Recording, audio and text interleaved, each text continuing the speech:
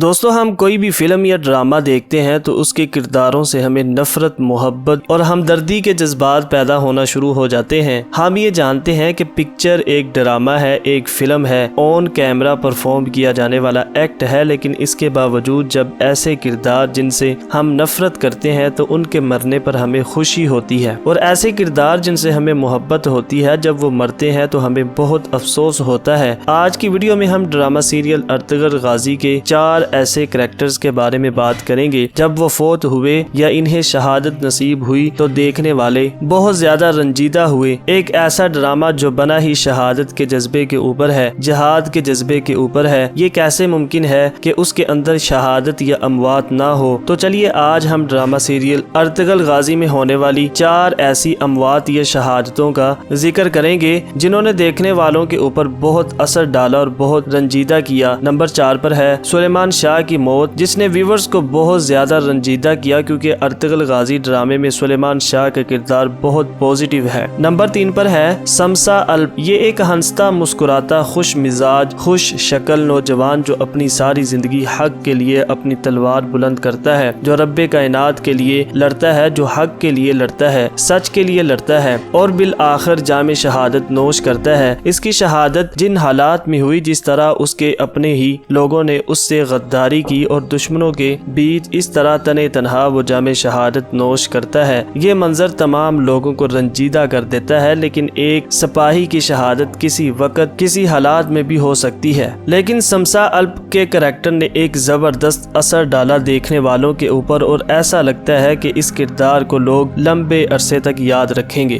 Number 2، دوسرے season کے اختتام پر ایک ایسے کریکٹر کی شہادت واقع ہوتی ہے جو ہم میں سے بہت سے لوگوں کا فیورٹ یا سیکنڈ موسٹ فیورٹ کریکٹر رہا ہے۔ وہ کریکٹر ہے دہلی دمیر کا۔ دہلی دمیر ایک زبردست لوہار، ایک مخلص انسان، ایک ایسا انسان جس کا کہانی سنانے کا انداز بیاں دل موہ لیتا ہے، جو بچوں سے محبت شفقت کرتا ہے، جو بڑوں کی عزت کرتا ہے، جس نے اپنا سارا خاندان حق کی راہ کی لڑائی میں کھو دیا اور بالآخر جام شہادت نوش کیا ہے۔ ایک ایسا جذباتی منظر تھا جب دہلی دمیر کی آخری رسومات ہو رہی تھی اور بیک گراؤنڈ پر جو کہانی چل رہی تھی دہلی دمیر کی زبانی ان کی آخری کہانی تھی۔ وہ ایک ایسا جو پورے 5 سیزن میں سے سب کا فیورٹ رہا ہے۔ اگر اس ڈرامے میں سے ٹاپ مومنٹ نکالے جائیں تو وہ شاید دہلی دمیر کے بارے میں ہوں گے۔ اس کریکٹر کی شہادت کے بعد بہت دکھ اور تکلیف ہوئی ہے۔ یہ ایک جسٹیفائڈ شہادت تھی کیونکہ دہلی دمیر کو شہید ہی ہونا تھا۔ نمبر 1 پر ہے روشنی کی شہادت۔ روشنی